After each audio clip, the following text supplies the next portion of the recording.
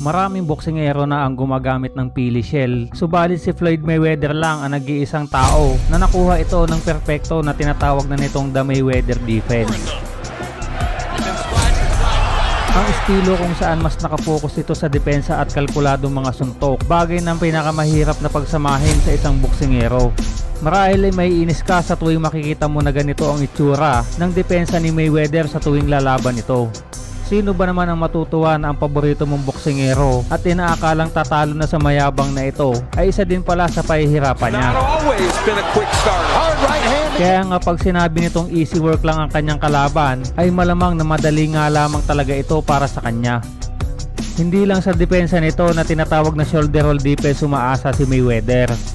Mayroon din itong napakataas na ring IQ na sa aminin natin at hindi ay talagang isa din ito sa kinabibiliban ng mga tagahanga nito.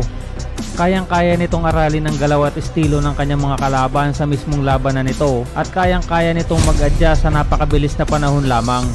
Kaya naman kahit na sino pa ang ihirap sa kanya na mas magagaling na boksingero ay nagagawa nitong talunin. And still undefeated!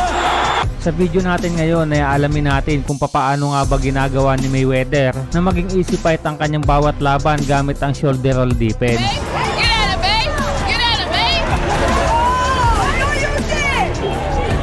Pero bago yan ay saan nga ba natutunan ni Mayweather ang ganitong paraan ng pakikipaglaban? Everything you taught me from day one. I always remember. Nagmula sa angka ng mga boksingero kung saan ang ama nito na si Floyd Mayweather Sr. ay kilala noon sa pagiging defensive at taglay nitong high boxing IQ. Si Sr. din ang nagpakilala sa batang Mayweather sa mundo ng boxing. Ang tiyuhin naman nito na si Roger Mayweather, ang former 2 Division World Champion na nagpatuloy ng sinimulan ng mag-ama nang makulong si Sr. Kaya naman hindi na nga tayo magtataka kung saan ba natutunan ni Mayweather ang estilo na na-master nito sa paglipas ng madaming panahon. Sa amateur at early years nito sa professional ay tinatawag siyang pretty boy dahil sa konti lang ang pasa na inaabot nito sa bawat laban na kinakaharap nito. At yan nga ay dahil sa defensive techniques na natutunan niya sa kanyang ama at tiyuhin. Pretty boy Floyd Mayweather! 1996 ay nagsimula ang professional boxing career ni Mayweather kung saan ginapang nito ang karir niya sa loob ng 2 taon hanggang sa mapalaban ito sa world title fight taong 1998. Round number 1. Mayweather. There goes Apagaka. Noong mga panahong ito ay masasabing knockout artist pa si Mayweather kung saan may record ito na 17 wins with 13 knockout. Nakalaban ni Mayweather ang boksingero na nagbigay ng daan sa kanyang pagsikat, ang WBC Super Featherweight Champion na si Genaro Hernandez. Dahil sa pahirap na ginawa sa kanya ni Mayweather, ay sinuko na lamang ng corner nito ang laban kaya naman nakuha ni Floyd ang kauna-unahang titulo nito sa kanyang karir. Habang tumatagal ang karir ni Mayweather ay unti-unti naman itong nagsishift sa mas matinding depensa at counter punches. Ang sabi nga nila ay pagulang ng pagulang itong si Mayweather habang tumatanda ito at habang tumatagal nga ay pahirap ng pahirap itong talunin. Madami-dami na nga ding boxing legend ang sumubok na sirain ang depensa niya, subalit wala ni isa sa mga ito ang nagtagumpay. Hindi nga lang kalaban nito ang nabubisit sa tuwing lumalaban sa kanya, kundi na din ang mga manonood na gustong makita na matalo at matapos na maaga ang kanyang karir. Tulad na lamang ng ginawa nito sa laban kontra kay Oscar De La Hoya kung saan tinatakbo-takbuhan lang nito si De La Hoya para makaiwas sa mga kombinasyon. At kung mahuhuli naman ito sa lubid ay wala ding nagiging problema sa kanya na tila ba malapalo sa dulas na hindi malang nagagawang matamaan ng solido. At kung nag-overcommit naman si De La Hoya ay malutong na counter ang isinisingit ni Mayweather sa kombinasyon nito.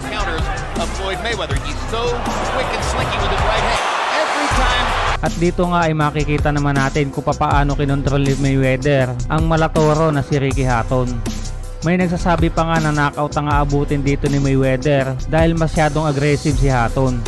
Ang kaso yung sinasabing strength ni Hatton yun din ang pinanglaban sa kanya ni Mayweather. Makikita nga dito na sa mga unang round ay inaatras-atrasan lang ni Floyd si Hatton tapos pinapahabol niya lang hanggang sa mapagod. Tapos hahayaan niyang umatake si Hatton pagkatapos hihintayin niyang mag-reset sa opensa at doon na niya babanatan ng papiso-piso si Hatton. Tapos ito pa, hihintayin niyang sumugod si Hatton. Aatras-atrasan niya lang ng konti tapos ayun sabay bitaw ng counter. Sa late round naman ay hina na ang stamina ng kalaban. Kasabay na din dyan ang pagkabwisit dahil sa hirap na hirap silang makatama. Kaya makikita natin dito sa round 8 na wala na sa focus si Hatton, dala na din ng pagod. Diyan na din magsisimulang umarangkada si Mayweather. Andyan din sa late rounds ang talagang pinakamalakas ni Floyd dahil basang-basa na niya ang galaw ng kalaban.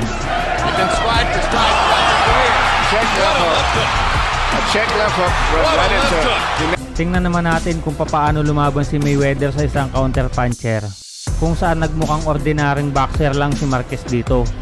Makikita natin dito sa round 2 na hindi man lang nagawang makounter ni Marquez ang dalawang magkasunod na left hook ni Floyd.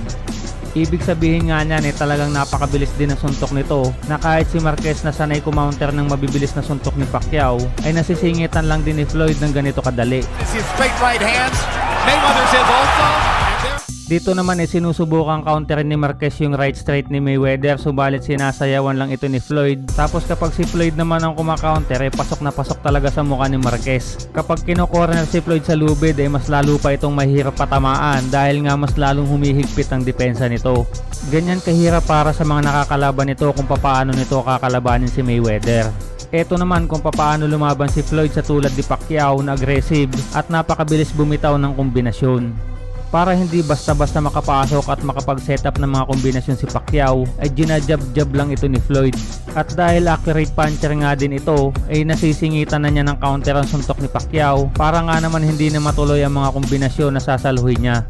Sa tuwing wala na siyang matatakbuhan payakap-yakap na lang muna ang gagawin nito para nga naman makaiwas sa mga solid na tatama sa kanya. Pero talagang mahigpit din itong dumipensa. Ultimo si Pacquiao ay nauumay na din kakakabato ng mga kombinasyon, tapos sa braso at gloves lang nito tatama. Understanding though of the need to develop angles and not come straight down the middle, although that left hand landed for Pacquiao and maybe hurt Floyd Mayweather. Mayweather covering up and protecting.